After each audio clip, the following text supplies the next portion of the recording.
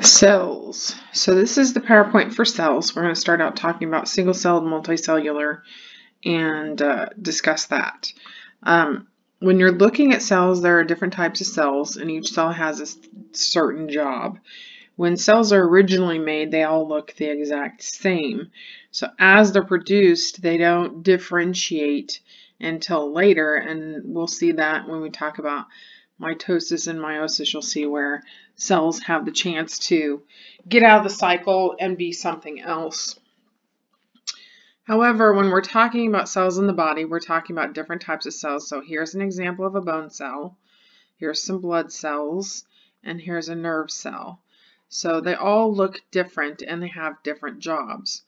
When we talk about what do all living things want to do, whether they be single-celled organisms or multicellular organisms, you're talking about two things they want to do, and that's stay alive and reproduce. So every living thing, whether single-celled, multicellular, will do whatever it takes to stay alive and make more of itself. So keep that in mind.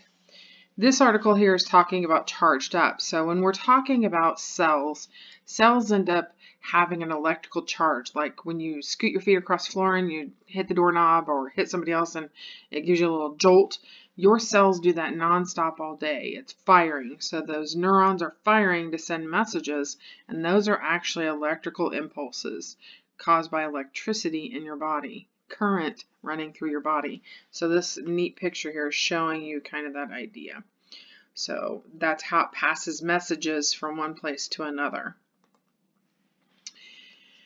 When we're talking about cells, we're talking about cells that are living. So static means to stay the same. It doesn't change. Whereas in dynamic, you're talking about it's forever changing. It's changing all the time. It's never staying in one spot, never not doing something. It's always working or doing something. So in the case of cells, we're talking about the ability to change. And even though cells have the ability to change by being different types of cells or having different functions, they still have three things in common. So every cell is the smallest unit of life. Now don't get that confused with the smallest unit of matter. Smallest unit of matter is an atom. Cells are made up of billions of atoms, so don't confuse the two. An atom is the smallest possible unit of matter.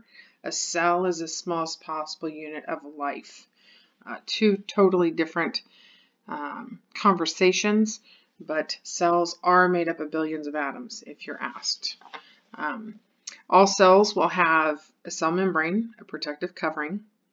They will all have cytoplasm, which is like the jelly-like material on the inside that holds the organelles in a case of a multicellular organism. Single-celled organisms don't have a bunch of complex cell parts, so they have that jelly inside anyway, because that's part of what every cell has. The third thing they have is a nucleus inside the cell, which contains the genetic material. So those are the three things you need to remember every living cell has, whether being single-celled or multicellular. They're going to have a cell membrane, they're going to have a cytoplasm, and they're going to have DNA. So like I said, cells have the ability to be different things, to look different, have different functions. So their shape might tell you something. If we go back to our picture up here, we see that this shape would give me the clue that it's a nerve cell. These little red cells, you've seen them before, they kind of look like donuts with a little imprint in the middle. Those are going to be blood cells. And then here, this is how bone looks. So that kind of gives you a clue as to what it looks like. So that's where we're talking about. It might give you it's an idea of what its shape and function is if you see it. So when we talk about nerve cells, they can't change shape. However, muscle cells and blood cells can. So this would tell you a little bit about the function and the shape of those types of cells and how they are different. Plant stems, some have long and hollow cells open to each end This is how they carry food and water through the plant. Xylem and phloem is what they call food and water being transported in those types of cells. Cells are separated into two types. We've already said single-celled and multicellular, one-celled and many-celled. Single-celled, they don't have membrane-bound structures. I told you they're not complex like multicellular organisms. They basically have the 3 cell parts that we just talked about, the covering, the jelly, and the DNA. That's how simple they are. Whereas in multicellular, like our cells, they're going to have all these membrane-bound structures we talk about, like mitochondria, Golgi, all the other cell parts we're going to end up talking about throughout this PowerPoint. So again, every cell has its function, so keep that in mind, and that cells take nutrients, and that they secrete and store chemicals and break down substances 24/7. They don't get a break. If they get a break, it's probably because they died. So again, you have the ability to reproduce cells, to make more cells, because remember, all cells want to do is stay alive and reproduce. So once a cell wears out, it's cleaned up and a new one's made. So keep that in mind. That is the end of this conversation. Well, no, I take that back. We still have a couple more. So here's a picture of a single-celled. I don't know if you've ever seen one of these before. And this is an amoeba. An amoeba has the ability to move. It extends its cytoplasm to move around. It's a single-celled organism. Usually if it has something to consume, it will circle around it and engulf it. So it's really kind of cool to watch. Hopefully we'll get a chance to see those one day once we get back to class.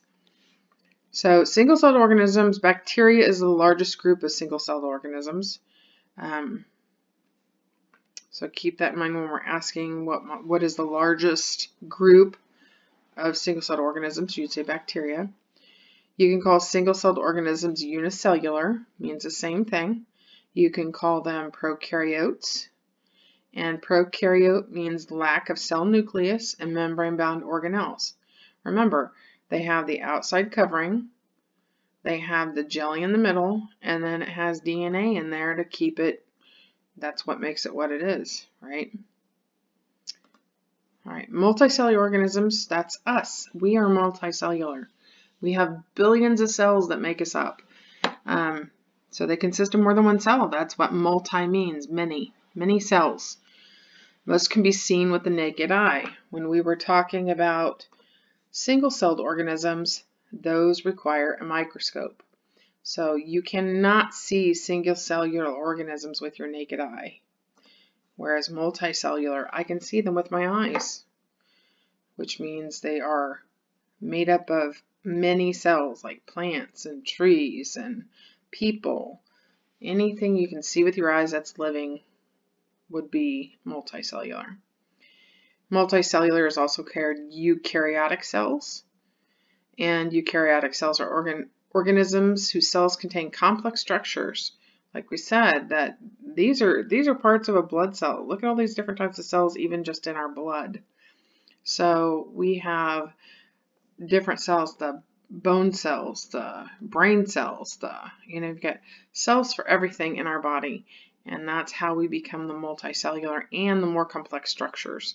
And within those cells, we have different types of structures such as, so we were saying, to make sure I'm saying this clearly, blood cells have different types of cells within them. Our body has different types of cells like we showed in the very beginning, where the bone cells, the brain cell, the nerve cells. When we talk about cells, multicellular organisms have different types of cells.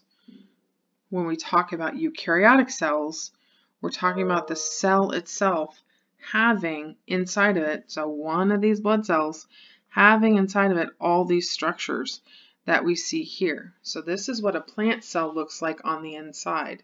If I took one teeny tiny cell out of a plant, remember cells are incredibly small, so we'd need to have a microscope to see this.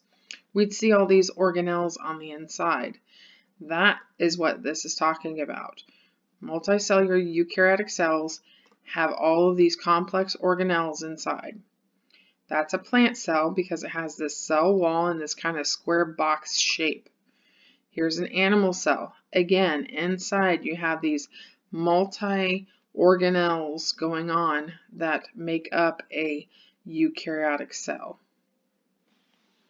And that is it for today.